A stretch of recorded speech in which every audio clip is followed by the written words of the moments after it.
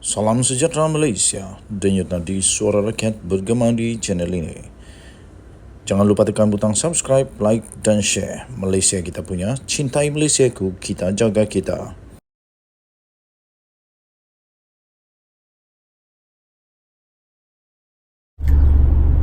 Salam sejahtera Malaysia, denyut nadi suara rakyat bergema di channel ini. Habislah pemfitnah kali ini. Akhirnya Sultan Selangor sudah hilang sabar. Daulat tuanku, ampun tuanku, beribu-ribu ampun. Sembah patik, mohon diampun. Akhirnya Sultan Selangor menitahkan agar polis mengesan pemfitnah isu sekolah tahfiz padan muka. Yang kamu pergi fitnah, apa hal? Sekarang jawab. Sultan dah jadi murka. Padan muka. Sultan Selangor, Sultan Sharafuddin Idris Shah pada hari ini telah bertitah supaya pihak polis dapat mengesan kumpulan pemfitnah yang menyebarkan dakwaan kononnya lebih 200 buah sekolah tahfiz di negeri Selangor telah diarahkan tutup. Dari mana kamu tahu perkara ini? Kenapa Sultan tak cakap apa-apa? Kamu pula pergi fitnah. Ini Sultan Selangor dah murka, padan muka. Golongan ini, Tita Baginda, perlu segera memberhentikan perbuatan khianat dan tidak bertanggungjawab ini. Dan andai kata mereka meneruskan perbuatan fitnah dan khianat ini, beta mohon pihak polis segera mengesan kumpulan pemfitnah ini dan mengambil tindakan undang-undang terhadap mereka. Tita Baginda Sultan Selangor. Baginda juga turut bertitah, pada hakikatnya beta telah menitahkan agar langkah pemutihan diambil terhadap sekolah-sekolah agama dan tahfiz swasta dan persendirian yang tidak berdaftar dengan mengarahkan pendaftaran dibuat bagi memastikan sekolah-sekolah ini adalah selamat dari segi ciri-ciri keselamatannya dan mempunyai suasana pembelajaran yang selesa untuk para pelajar menimba ilmu. Tita Baginda pada mesyuarat Majlis Kebangsaan bagi Hal Ehwal Agama Islam Malaysia kali ke-70 di Masjid Sultan Salahuddin Abdul Aziz Shah di Shah Alam pada hari ini. Sultan Sharafuddin bertitah, fitnah sebegini amat tidak bertanggungjawab dan amat dikesali oleh Baginda. Baginda bertitah kerana ianya telah secara tidak langsung merisaukan para ibu bapa dan boleh menghakis kepercayaan orang ramai terhadap institusi di agama dan pihak berkuasa agama, khususnya di negeri Selangor. Tita Baginda.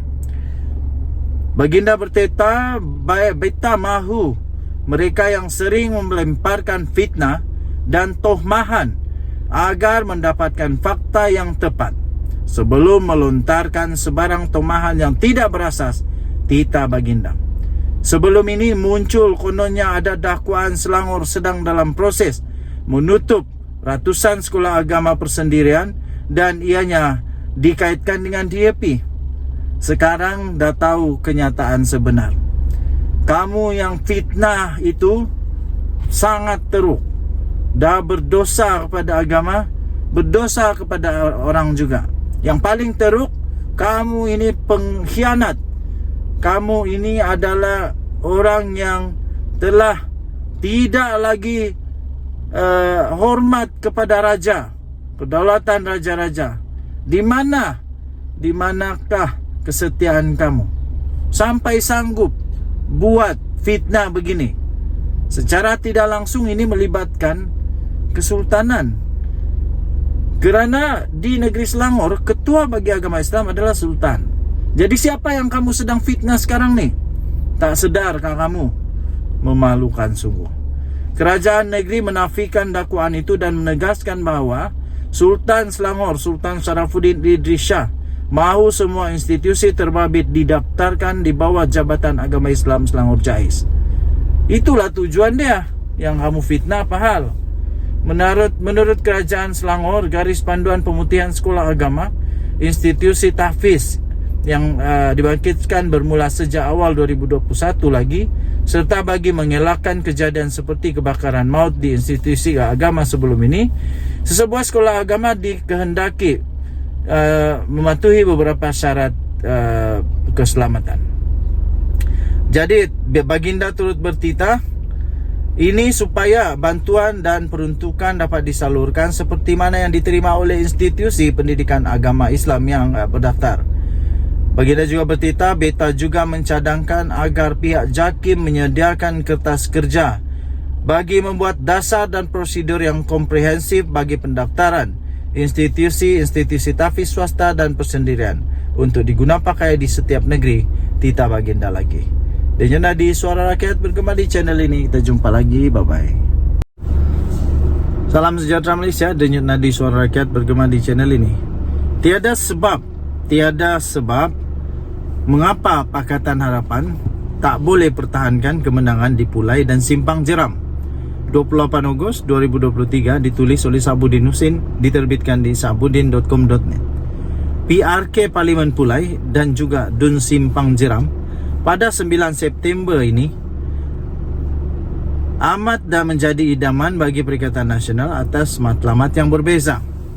Bagi Pulai, seperti mana diulang oleh Presiden PAS iaitu Hadi Awang, PN mahu menjadikannya sebagai pencetus kepada perubahan kerajaan di peringkat pusat. Setelah gagal menjadikan PRN 6 negeri yang baru berakhir sebagai satu referendum penolakan kepada Anwar Ibrahim, Perdana Menteri Malaysia, dan juga kepada Kerajaan Perpaduan Pimpinan Datuk Seri Anwar Ibrahim, PN kini beralih pula kepada PRK Pulai untuk meneruskan impian dan angan-angan mereka. Entah macam mana ia boleh berlaku, tetapi yang berputar dalam pemikiran Hadi, jika PN menang di Pulai nanti, bagi bekas duta yang bertaraf menteri itu, ialah ia bermakna pendeklah riwayat politik Anwar Ibrahim selaku Perdana Menteri. Entahlah labu. Untuk Dun Simpang Jeram, PN khususnya PAS begitu gairah untuk memperolehi kemenangan pada 9 September nanti ini, kerana ingin menjadikannya sebagai pintu masuk untuk gelombang hijau menembusi negeri Johor. Bagi tujuan itu, PN berharap pengundi Simpang Jeram agar tidak takut membuat eksperimen. Seterusnya memberi isyarat penting kepada PH dan BN menjelang PRU akan datang.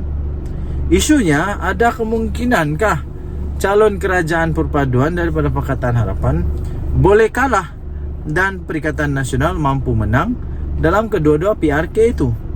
Bolehkah diorang kalahkan? Berdasarkan keputusan pada PRU 15 yang lalu, Allahyarham Salahuddin Ayub telah menang di Pulai dengan majoriti 33,000 lebih. Beliau memperolehi 64,900 undi berbanding lawannya Nur Jazlan Mohammed daripada BN yang hanya memperolehi 31,726 undi, dan calon PN iaitu Loh Kah Yong yang memperolehi undi sebanyak 14,432 undi saja. Komposisi pengundi Pulai pula ialah Melayu 44.2%, Cina 40.5% dan India 12.3%. Dengan majoriti besar itu, di samping PH dan BN kini sudah pun menjadi satu pasukan dalam kerajaan perpaduan, calon PH Suhaizan Kayat dilihat tidak mendapatkan masalah untuk mengekalkan kemenangan di Pulai. Jika dicampur undi PH dan BN, bahkan sekiranya ditolak 20% daripadanya pun, yang mungkin tidak keluar mengundi atas berbagai sebab, kemenangan masih lagi selesa untuk diperolehi. Faktor lain ialah kedudukan pengundi bukan Melayu, iaitu Cina dan India yang agak besar di Pulai.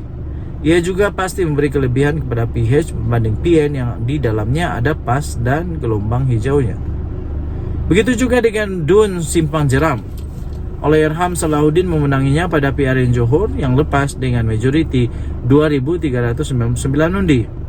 Beliau memperolehi lebih 8,000 undi berbanding lawannya Zarul Saleh dengan 6,350 undi dan Lokman Madon 6,062 undi. Komposisi untuk mengikut kaum di Simpang Jeram ialah Melayu 15,9%, China 44,5% dan India 2,5%. Denyut nadi suara rakyat bergema di channel ini. Saya bacakan perenggan terakhir. Hakikatnya asal saja tidak memandang mudah dan terus bekerja keras, calon PH yang mewakili kerajaan paduan serta dibantu kempen oleh kekuatan jentera BN, baik di Pulai atau negeri atau di Simpang Jeram, tiada sebab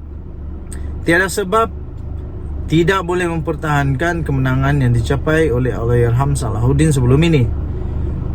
Tak patut sangat jika PH boleh kalah dan PN tiba-tiba mempunang. Sama ada di kedua kawasan itu, yaitu di Pulai dan Simpang Jeram atau salah satu daripadanya. Ditulis oleh Sabuddin Nusin 28 Ogos 2023. Kita jumpa lagi, bye-bye.